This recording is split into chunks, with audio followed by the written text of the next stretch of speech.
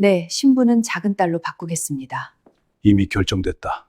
제 약혼자가 사라졌습니다. 건설 대표 자택과 본사 압수수색. 비자금 조성 의혹 수사 착수. 네가 그 집에 갔어야 했는데. 약혼식 3일 전 제 결혼이 사라졌습니다. 계모가 전화로 이렇게 말하더군요.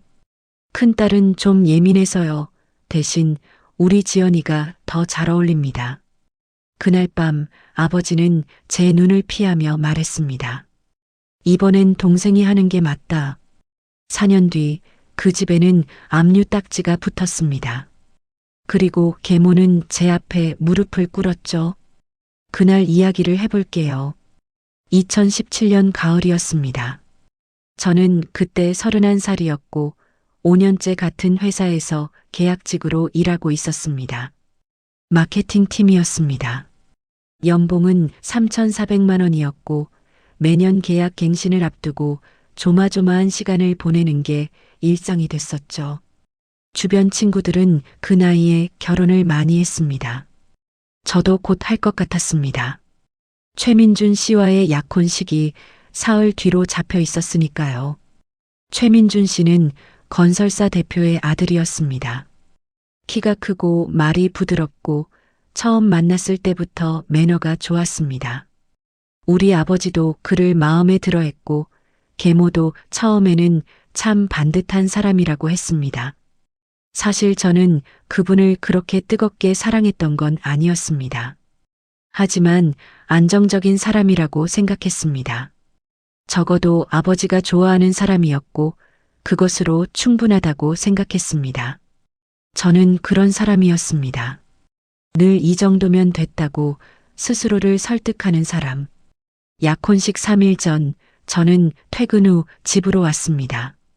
현관을 열었을 때 거실이 조용했고 계모방에서 낮은 목소리가 들렸습니다.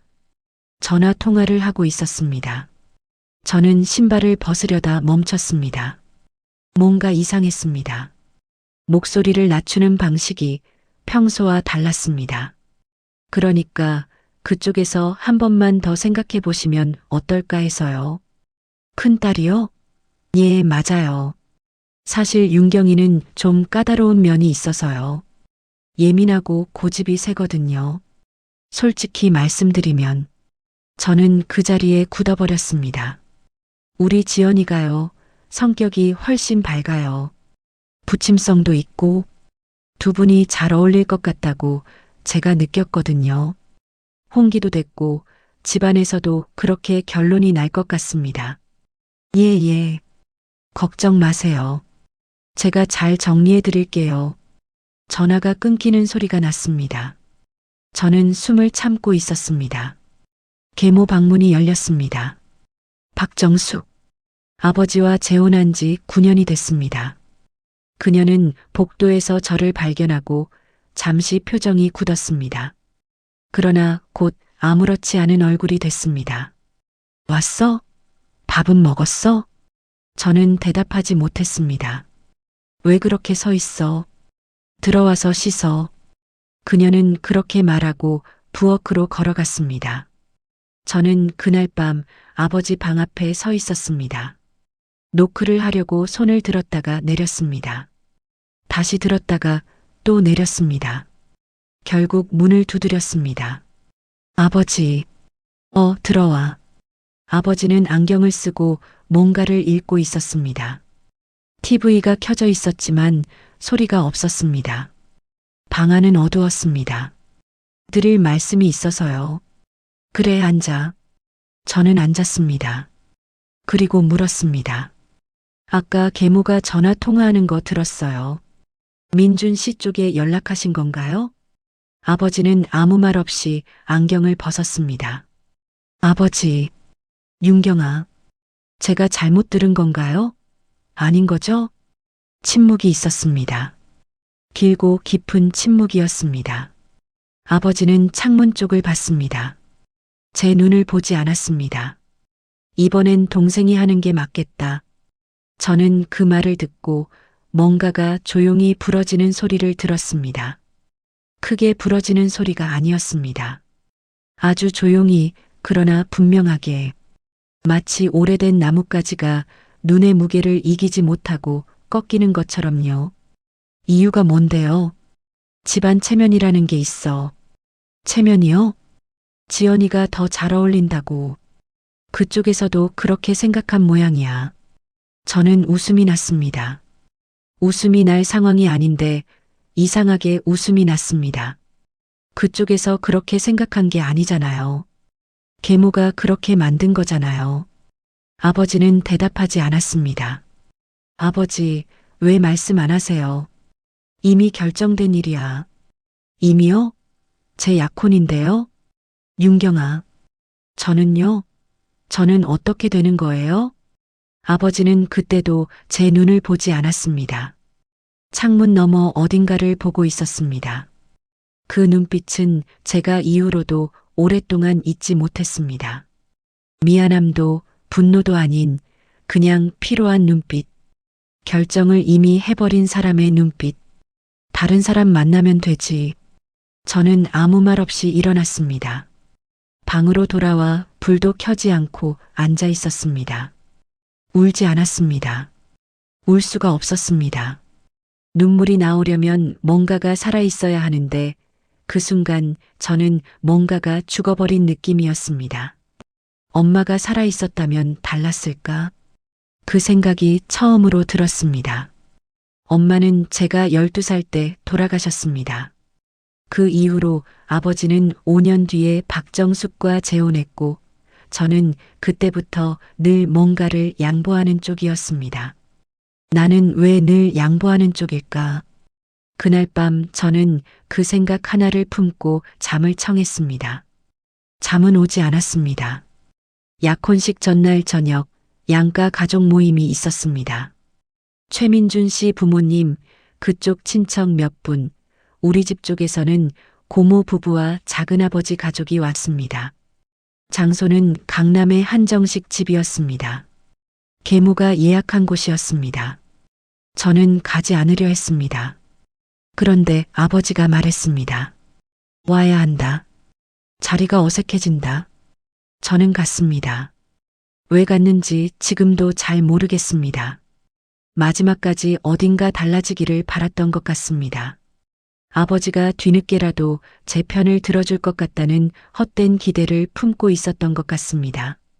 식당에 들어섰을 때 저는 지연이와 최민준 씨가 나란히 앉아 있는 걸 봤습니다. 지연이는 새 옷을 입고 있었습니다. 제가 한 번도 본 적 없는 밝은 분홍색 블라우스였습니다. 머리도 새로 했습니다. 볼에 약간 홍조가 올라 있었습니다. 긴장한 건지 들떠 있는 건지 알 수 없었습니다. 최민준 씨는 저를 봤습니다.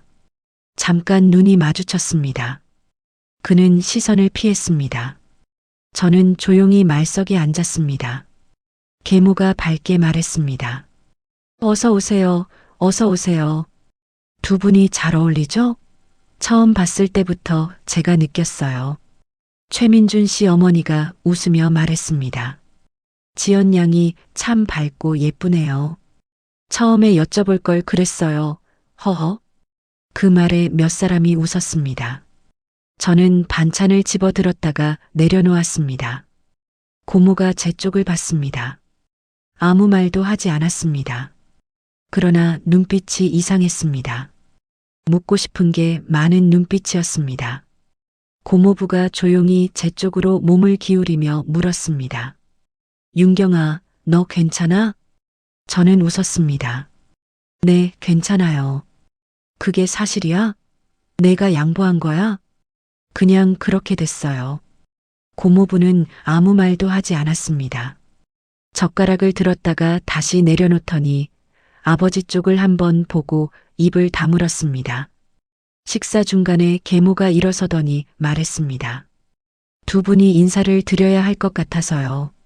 지연아, 민준 씨랑 어른들께 인사드려. 지연이와 최민준 씨가 나란히 일어났습니다.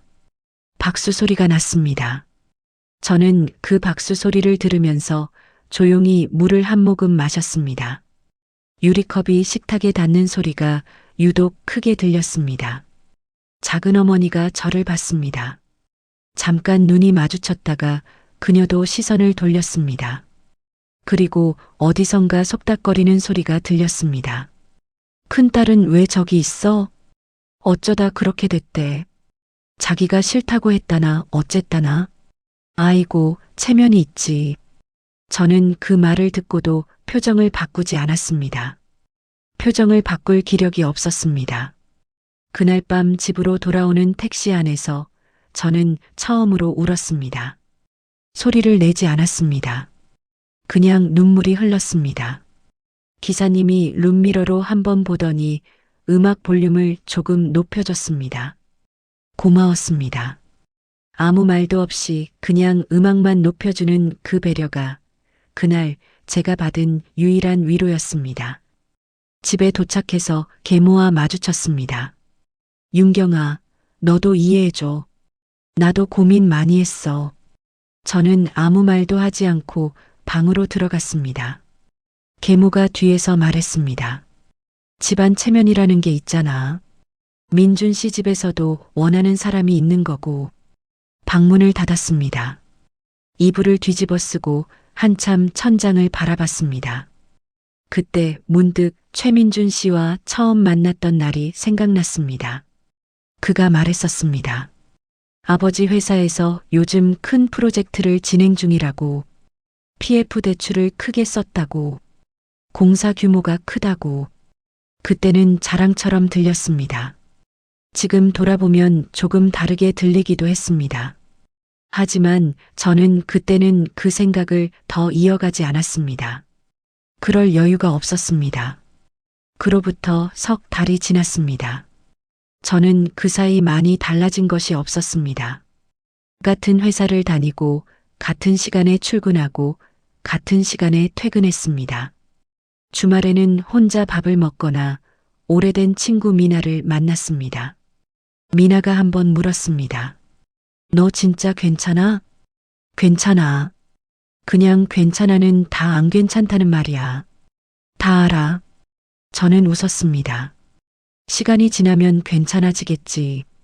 근데 너 아버지는 진짜 너무한 거 아니야? 그게 말이 돼? 됐어. 그 얘기는. 미나는 더 말하지 않았습니다. 김성호 씨를 소개받은 건 그해 겨울이었습니다. 미나의 남자친구 친구였습니다. 넷이서 밥을 먹은 자리였는데 솔직히 말하면 저는 그 자리에 별 기대 없이 나갔습니다. 밥이나 먹고 오자 그 생각이었습니다. 김성호 씨는 키가 크지 않았습니다. 얼굴이 특별히 잘생기지도 않았습니다. 옷은 깔끔했지만 비싸 보이지는 않았습니다. 말수가 많지 않았고 먼저 나서지 않았습니다. 그냥 조용한 사람이었습니다. 7급 공무원 시험을 준비 중이라고 했습니다. 4년째라고. 미나의 남자친구가 슬쩍 분위기를 띄우려고 말했습니다. 성호 형이 올해는 진짜 붙을 것 같거든. 진짜로. 김성호 씨는 웃지 않았습니다. 모르지. 열심히 하는 수밖에. 짧은 말이었습니다. 그런데 이상하게 그 말이 머릿속에 남았습니다. 근거 없이 자신감을 내세우지 않는 사람. 그렇다고 스스로를 깎아내리지도 않는 사람. 그냥 현실을 그대로 보는 사람. 저는 그날 이후 몇 번을 더 만났습니다. 특별한 계기가 있어서가 아니었습니다. 미나가 자꾸 자리를 만들어줬고 저도 거절하지 않았습니다. 고백은 봄이 오기 전에 있었습니다. 그가 저를 데려간 곳은 카페가 아니었습니다. 그의 집 근처 편의점이었습니다. 갑자기 왜 편의점이에요? 카페 가면 제 형편에서 부담이 되는데 그게 싫어서요. 저는 잠깐 그를 봤습니다. 솔직하네요. 솔직한 게 나쁜 건 아니잖아요. 편의점 앞 플라스틱 의자에 나란히 앉았습니다. 캔커피를 하나씩 들고 밤바람이 조금 차가웠습니다. 그가 말했습니다. 저랑 사귀고 싶은 생각 있으세요? 저는 웃었습니다. 갑작스럽네요. 갑작스러운 게 맞아요. 근데 빙빙 돌리는 게 제 스타일이 아니라서요. 저는 대답하지 않고 커피를 한 모금 마셨습니다. 저 7급 준비 4년 됐고요. 합격 보장 못해요. 돈도 없어요. 집도 반지하예요. 내세울 게 없어요. 그걸 왜 다 말하는 거예요? 속이고 싶지 않아서요. 나중에 실망하는 것보다 처음부터 아는 게 낫잖아요. 저는 그 말에 오랫동안 대답을 못했습니다. 솔직히 그 사람이 좋아서 사귀기로 한 건지 아니면 그냥 지쳐서 따뜻한 곳을 찾은 건지 그때는 잘 몰랐습니다. 그래도 좋아요라고 했습니다. 그 후 한 달쯤 지나서 그의 집을 처음 방문했습니다. 반지하였습니다. 계단을 내려가면 바로 현관이었습니다. 문을 열면 습한 냄새가 먼저 났습니다. 벽 모서리에 곰팡이가 슬어 있었습니다. 화장실 천장에도 얼룩이 있었습니다. 형광등이 깜빡였습니다. 2번 깜빡이다가 켜지는 그런 형광등이었습니다. 창문은 지면과 거의 같은 높이였습니다. 밖에서 사람이 지나가면 발만 보였습니다. 그런데 책상이 정갈했습니다. 행정법 기본서, 헌법 판례집, 민법 요약서, 책들이 순서대로 줄을 맞춰 꽂혀 있었습니다. 책상 위에는 볼펜 한 자루와 형광펜 2자루가 컵에 담겨 있었습니다. 노트는 날짜 순으로 쌓여 있었습니다. 버린 것 없이 쌓아온 흔적들이었습니다. 저는 그 책상을 한참 봤습니다. 그가 말했습니다. 형편은 이렇지만 부끄럽지는 않습니다. 저는 그 말을 듣고 뭔가 목이 메는 느낌이 들었습니다. 부끄럽지 않다는 게 무슨 뜻이에요? 제가 선택한 길이고 포기하지 않고 있으니까요. 나쁜 방법으로 여기 온 게 아니잖아요. 저는 그 반지하 방 창문 너머로 사람들의 발이 지나가는 걸 보면서 이 사람과 어쩌면 괜찮을 수 있겠다는 생각을 했습니다. 2018년 봄 2 결혼식이 같은 달에 있었습니다. 지연이와 최민준 씨의 결혼식은 강남의 특급 호텔에서 열렸습니다. 제가 거기 있었는지 묻는다면 있었습니다. 아버지가 오라고 했고 저는 또 갔습니다. 왜 갔는지 지금도 잘 모르겠습니다. 홀에 들어서자 꽃장식이 천장까지 올라가 있었습니다. 백합과 흰 장미가 섞인 것이었는데 향기가 강했습니다. 하객들은 모두 잘 차려입은 사람들이었습니다. 여자들은 헐렁한 원피스 없이 다 정장이었고 남자들은 넥타이를 맸습니다. 계모는 화사한 한복을 입고 있었습니다. 연분홍이었습니다. 이쪽 저쪽 인사를 하며 다녔습니다. 웃음이 끊이지 않았습니다. 지연이는 하얀 드레스를 입고 있었습니다. 예쁘긴 했습니다. 긴 기차가 뒤로 흘렀고 머리에 꽃 장식이 있었습니다. 멀리서 봐도 예뻤습니다.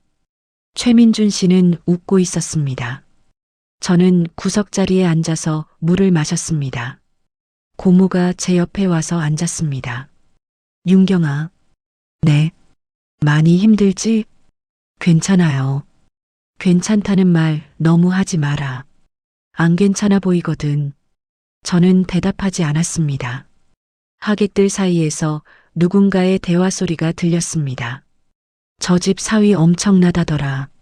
아버지가 건설 회장이잖아. 맞아. 요즘 PF 쪽으로 크게 번다고 하더라고. 재개발 쪽에서도 이름이 나 있고.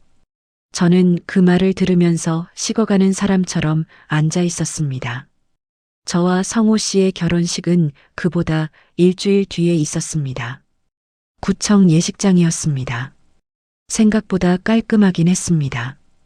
꽃은 카네이션 조화였고 하객은 양가 합쳐 50명이 안 됐습니다. 성호 씨 부모님은 충청도에서 올라오셨는데 아버지는 농사를 지으셨고 어머니는 작은 잡화점을 하셨습니다. 시어머니는 저를 보자마자 2 손을 꼭 잡으셨습니다. 이쁜 것, 우리 성우가 부족한 게 많은데 잘 부탁드려요. 저는 그 손이 거칠다는 걸 느꼈습니다. 일을 많이 한 손이었습니다. 그런데 따뜻했습니다. 제가 더 잘 부탁드려야죠. 드레스는 렌털이었습니다. 부케는 성호 씨가 아침에 꽃집에서 직접 사온 소국 다발이었습니다. 비싼 거 아니지만 내가 좋아하는 거라고 했잖아. 예전에 제가 흰 소국이 좋다고 했던 말을 기억하고 있었습니다. 아버지는 식장에 왔지만 오래 있지 않았습니다. 계모는 오지 않았습니다. 몸이 좋지 않다고 했습니다. 저는 피로연도 없이 조용히 그날의 결혼식을 끝냈습니다. 사진을 한 장 찍었습니다. 성호 씨와 제가 나란히 서 있는 사진.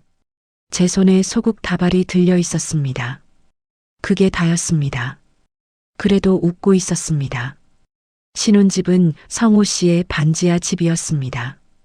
짐을 줄여서 들어갔습니다. 제 짐의 절반은 미난의 창고에 맡겼습니다. 옷도 2계절 치만 가져갔습니다. 침대를 넣으면 방에 책상이 아슬아슬하게 들어갔습니다.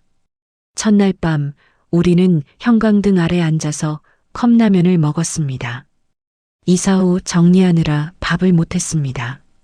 편의점에서 사온 컵라면이었는데 성호 씨는 반을 제 쪽으로 밀었습니다. 왜요? 많이 줬잖아요. 나눠 먹어요. 저는 웃었습니다. 그 정도까지는 안 해도 되는데. 아니에요. 같이 먹어야 맛있어요. 그 사람은 그런 사람이었습니다. 말로 표현하는 대신 행동으로 보여주는 사람. 컵라면을 반으로 나눠주는 것처럼 작은 것부터 나누는 사람. 저는 계약직이었기 때문에 수입이 일정하지 않았습니다. 연봉은 3,400만 원이었지만 세금을 떼면 실수령은 달마다 달랐습니다. 성호 씨는 학원 알바를 하나 더 뛰었습니다. 새벽 2시간 행정 강의 최저일이었습니다. 아침 6시에 일어나면 그는 이미 책상 앞에 앉아 있었습니다. 제가 출근 준비를 하는 사이 그는 행정법 판례를 읽었습니다. 밤에 제가 씻고 나오면 그는 노트에 뭔가를 받아쓰고 있었습니다. 형광펜으로 표시한 곳을 다시 손으로 쓰는 작업이었습니다. 한 번 보고 2번 쓰고 3번 읽는다는 게 그 사람 방식이었습니다. 저는 가계부를 썼습니다. 처음에는 노트에 손으로 썼다가 나중에는 엑셀로 옮겼습니다. 고정 지출, 변동 지출, 비상금, 저축. 항목을 나눠서 관리했습니다. 돈이 없을 때일수록 더 꼼꼼하게 써야 한다는 걸 알았습니다. 외식은 한 달에 2번으로 정했습니다. 밥은 직접 해서 먹었습니다. 한 번은 지연이한테서 연락이 왔습니다. 언니 잘 지내? 저는 잠깐 생각하다가 답했습니다. 잘 지내. 너는? 응. 민준 씨가 이번에 하와이 가자고 해서. 언니도 어디 다녀왔어? 저는 잠시 창문 밖을 봤습니다. 반지하 창문 너머로 누군가의 발이 지나갔습니다. 아직? 언니 나중에 밥 한번 먹자. 그래. 그 이후로 연락이 오지 않았습니다. 시험은 한 번 더 떨어졌습니다. 발표가 나던 날 성호 씨는 저녁에 늦게 들어왔습니다. 제가 물었습니다. 결과 나왔어요? 그는 신발을 벗으면서 대답했습니다. 떨어졌어요. 밥 먹었어요? 아직요. 그럼 같이 먹어요. 그게 다였습니다. 울지도 않았고 화내지도 않았습니다. 밥 먹고 씻고 다시 책 폈습니다. 저는 그 뒷모습을 보면서 뭔가 말을 하고 싶었는데 어떤 말도 부족한 것 같아서 그냥 차를 끓여서 옆에 뒀습니다. 다음 날 아침 제가 출근 준비를 하는데 그가 말했습니다. 붙을 때까지 하겠습니다. 포기하면 제 자신을 못 봐요. 창문 밖을 보며 하는 말이었습니다. 제게 하는 말이기도 했지만 스스로에게 하는 말이기도 했습니다. 저는 대답하지 않았습니다. 대신 출근길에 잠깐 그의 어깨를 스치듯 두드렸습니다. 그 사람은 그 말을 지켰습니다. 다음 해에 다시 시험을 받고 또 준비를 했습니다. 알바를 하면서 새벽에 일어나면서 컵라면을 반으로 나눠 먹으면서 그러던 어느 날 저는 뉴스에서 짧은 기사 하나를 봤습니다. 건설업계 PF 대출 부실 우려에 대한 내용이었습니다. 몇 개 건설사의 이름이 언급됐는데 그 중에 최 씨 집안이 운영하는 회사 이름이 스쳐 지나갔습니다. 저는 잠깐 멈췄다가 핸드폰을 내려놨습니다. 그냥 지나쳤습니다. 제 일이 아니라고 생각했습니다. 2022년 봄이었습니다. 저는 그때 35살이었습니다. 그날은 평범한 수요일이었습니다. 저는 식사를 준비하고 있었고 성호 씨는 공부를 하고 있었습니다. TV는 난 뉴스가 흘러나오고 있었습니다. 저는 국을 저으면서 반 정도만 듣고 있었습니다. 그런데 앵커의 목소리 톤이 달라졌습니다. 긴급 수도권 건설사 비자금 조성 의혹, 검찰 정격 압수수색. 저는 냄비에서 손을 놓지 못하고 TV를 봤습니다. 화면에 로고가 보였습니다. 건설, 최민준 씨 아버지 회사였습니다. 앵커가 말했습니다. 검찰은 오늘 오전 서울 서초구에 위치한 건설 본사와 대표이사 자택에 동시 압수수색을 실시했습니다. 이번 수사는 비자금 조성과 회계 조작 혐의에 관한 것으로 내부 제보에 의해 시작된 것으로 알려졌습니다. 검찰 관계자는 조만간 관련자 소환이 이뤄질 것임을 시사했습니다. 건설은 최근 수도권 재개발 사업에 대규모 PF 대출을 투입했으며 자금 흐름의 이상 징후가 수개월 전부터 포착된 것으로 알려졌습니다. 저는 가스불을 껐습니다. 그 순간 핸드폰이 울렸습니다. 성호 씨 번호였습니다. 그는 공부를 하다가 잠깐 도서관 바깥으로 나온 것 같았습니다. 여보, 나 합격했어요. 저는 그 말을 듣고 아무것도 하지 못했습니다. 여보, 들려요? 들려요. 합격이에요. 7급 행정직. 뉴스는 여전히 흘러나오고 있었습니다. 화면에 압수수색 장면이 보였습니다. 수사관들이 박스를 들고 나오는 모습이었습니다. 저는 눈물이 나려는 걸 참으면서 말했습니다. 잘했어요. 예, 겨우 그거예요? 엄청 잘했어요. 그가 웃었습니다. 전화기 너머로 오래된 시험생의 웃음소리가 들렸습니다. 지치고 마른 웃음이었지만 그보다 진한 건 없었습니다. 저는 전화를 끊고 냄비를 다시 가스 위에 올렸습니다. TV에서 앵커가 계속 말하고 있었습니다. 건설 측은 현재까지 공식 입장을 내놓지 않고 있으며 대표이사의 아들 최민준 씨도 이번 수사의 참고인으로 포함될 가능성이 있다고 수사 관계자가 전했습니다. 저는 불을 보면서 생각했습니다. 그때 들었던 그 말이 재개발 PF 대출 크게 쓴다고, 아버지 회사에서 큰 거 진행 중이라고, 그 자랑스러운 말이 그렇게 돌아왔습니다. 그날 저녁 성호 씨가 집으로 왔습니다. 저는 밥상을 차렸습니다. 반찬이 넉넉하지는 않았지만 된장찌개가 뜨거웠습니다. 그가 앉으면서 말했습니다. 이제 반지하는 벗어날 수 있겠네요. 맞아요. 이사 어디로 할지 생각해 봤어요? 햇빛 드는데요. 그는 웃었습니다. 그날 처음으로 제대로 웃는 그 사람 얼굴을 봤습니다. 합격을 기뻐하는 것인지, 오랜 무거움을 내려놓는 것인지, 아마 둘 다였을 겁니다. 2023년 저는 36이 됐습니다. 성호 씨는 공무원으로 임용됐고 저는 그의 상반기에 계약직에서 정규직 전환이 됐습니다. 5년을 기다린 결과였습니다. 작은 오피스텔로 이사를 했습니다. 9층이었고 창문으로 하늘이 보였습니다. 형광등이 깜빡이지 않았습니다. 이사 첫날 성호 씨가 창문을 열더니 한동안 밖을 봤습니다. 왜요? 그냥요. 발만 보이는데 살다가 하늘이 보이니까. 저는 그 말에 웃었습니다. 눈물이 날 것 같았지만 웃었습니다. 그러는 사이 지연이 쪽은 조용했습니다. 뉴스에서 건설 관련 보도가 이어졌습니다. 회계 조작 혐의는 사실로 드러났고 대표이사는 구속됐습니다. 최민준 씨도 참고인에서 피의자 신분으로 전환됐다는 보도가 나왔습니다. 어느 날 아버지한테서 전화가 왔습니다. 윤경아, 네 아버지. 지연이 쪽이 어렵게 됐다. 알아요. 넌 어때? 잘 지내요. 짧은 침묵이 있었습니다. 아버지의 침묵은 그때도 여전히 길었습니다. 성호 씨랑은 잘 돼가냐? 네. 다행이구나. 그 말이 전부였습니다. 지연이한테서는 한 달 뒤에 연락이 왔습니다. 카카오톡 메시지였습니다. 언니, 나 이혼했어.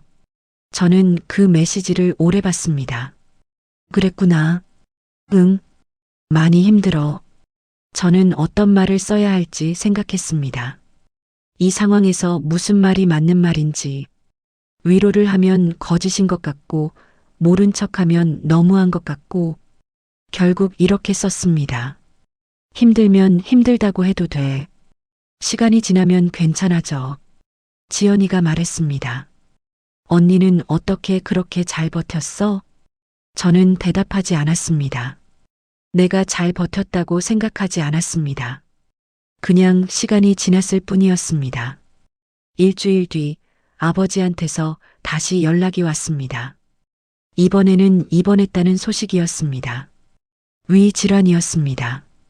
큰 병은 아니었지만 몇 달 사이에 갑작스럽게 악화됐다고 했습니다. 고모가 전화해서 알려줬습니다. 윤경아, 아버지 좀 와서 봐. 요즘 많이 힘들어 하셔. 저는 병원에 갔습니다. 아버지는 생각보다 많이 여위어 있었습니다. 병실 침대에 반쯤 앉아서 저를 봤습니다. 왔냐? 네. 성호 씨는? 오늘 당직이에요. 아버지는 고개를 끄덕였습니다. 창문 밖을 봤습니다. 또 그 눈빛이었습니다. 멀리 보는 눈빛. 지연이가 요즘 힘들다. 알아요. 내가 거기 갔어야 하는데. 저는 그 말에 한참 대답하지 않았습니다. 아버지. 응. 저도 거기 가고 싶지 않았어요. 그건 아시죠? 아버지는 대답하지 않았습니다. 그리고 저는 지금 괜찮아요. 그것도 아시죠? 그래도 대답이 없었습니다. 저는 병원 창문 밖을 봤습니다. 바람에 나뭇가지가 흔들렸습니다. 아버지가 제 편을 들어줬더라면 달랐을 것 같기도 해요. 그 말을 했을 때 아버지의 손이 조금 떨렸습니다. 병 때문인지 다른 이유인지는 알 수 없었습니다. 저는 더 말하지 않았습니다. 계모에게서는 그로부터 보름쯤 뒤에 연락이 왔습니다. 가압류 딱지가 붙었다는 말이었습니다. 최민준 씨 측 가산이 정리되면서 함께 서명이 들어간 지연이 명의의 일부도 엮였다는 내용이었습니다. 윤경아, 나 좀 봐야 할 것 같아. 저는 짧게 대답했습니다. 언제요? 이번 주말에 시간 되냐? 2024년 봄이었습니다. 저는 37이었습니다. 우리가 이사한 집에 계모가 찾아왔습니다. 저는 그날 오후 내내 뭘 해야 할지 몰랐습니다. 청소를 했고 차를 끓였습니다. 성호 씨한테 오늘 계모가 온다고 말했더니 그가 말했습니다. 내가 있을까요? 아니요. 저 혼자 할게요. 그래요. 힘들면 전화해요. 그게 다였습니다. 더 붙잡지 않고 더 캐묻지 않고 그 사람은 항상 그랬습니다. 계모가 왔습니다. 현관문을 열었을 때 그녀는 생각보다 많이 늙어 보였습니다. 머리에 흰 머리가 섞여 있었고 눈가에 주름이 늘었습니다. 화장을 하긴 했지만 예전처럼 자신감 있는 얼굴이 아니었습니다. 들어오세요. 거실에 앉았습니다. 차를 내놨습니다. 한동안 침묵이 있었습니다. 계모가 먼저 말했습니다. 잘 사네. 그냥저냥요.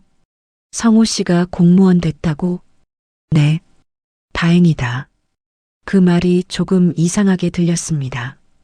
다행이다라는 말이 누구에게 하는 말인지 분명하지 않았습니다. 또 침묵이 왔습니다. 계모가 찻잔을 두 손으로 감싸며 말했습니다. 윤경아. 네. 나한테 할 말 없냐? 저는 창문 밖을 잠깐 봤다가 그녀를 봤습니다. 없어요. 없어요. 지금은. 그녀는 입술을 꾹 다물었습니다.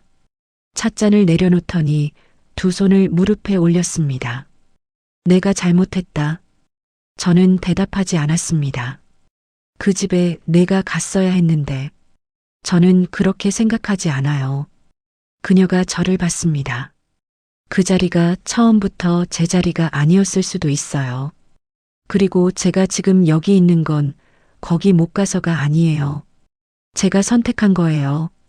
계모님이 뭔가를 잘못 생각하고 오신 것 같아요. 저한테 뭔가를 얻으러 오신 게 있다면 그건 제가 드릴 수 없어요. 하지만 그냥 보고 싶어서 오셨다면 차 한 잔 더 드릴 수 있어요. 계모는 한동안 아무 말도 못했습니다. 그러다 무릎 위에 올려둔 두 손을 조용히 모았습니다. 그리고 천천히 몸을 앞으로 기울였습니다. 머리를 숙였습니다. 미안하다. 저는 그 장면을 보면서 아무런 쾌감도 느끼지 않았습니다. 이상했습니다. 오랫동안 기다렸던 장면 같기도 한데, 그런데 가슴이 시원하지 않았습니다. 그냥 조용했습니다. 저는 말했습니다. 이제 그만하세요. 그녀가 고개를 들었습니다.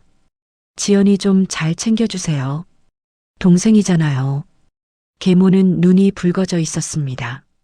그래도 되냐? 나한테 화 안 나냐? 저는 잠깐 생각했습니다. 화는 났었어요. 오래. 근데 지금은 그것보다 아버지 걱정이 더 커요. 그 말이 진심이었습니다. 계모는 오래 앉아있지 않았습니다.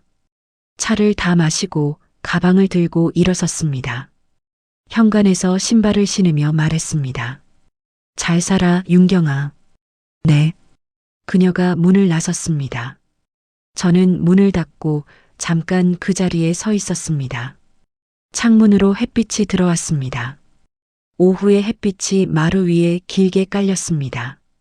반지하에서는 볼 수 없었던 햇빛이었습니다. 저는 소파에 앉아서 그 햇빛을 한동안 봤습니다. 성호 씨한테 문자가 왔습니다. 잘 됐어요? 저는 잠시 생각하다가 답했습니다. 응, 잘 됐어요. 고생했어요. 짧은 문자였습니다. 근데 그걸로 충분했습니다. 저는 핸드폰을 내려놓고 창문 밖을 봤습니다. 그때 한 가지 생각이 들었습니다. 제 자리는 남이 가져간다고 사라지지 않더라고요. 그건 제 자리가 아니었던 거고 제 자리는 다른 데 있었던 거예요. 뺏긴 게 아니라 처음부터 다른 곳으로 가야 했던 거라는 걸 지금에서야 그 생각이 제대로 됐습니다.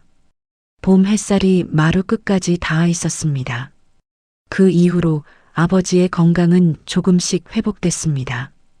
저는 한 달에 한 번 병원에 들렀습니다. 별말 없이 앉았다 오기도 했고 가끔은 밖에서 같이 설렁탕 한 그릇 먹기도 했습니다. 아버지는 어느 날 이렇게 말했습니다. 성호 씨 사람 됐더라. 원래부터 됐어요. 아버지는 웃지 않았습니다. 그냥 고개를 끄덕였습니다. 그게 아버지 방식에 미안하다는 말이었는지도 모릅니다. 지연이는 작은 화장품 가게를 시작했다고 했습니다. 계모가 보증을 서줬다는 말을 들었습니다.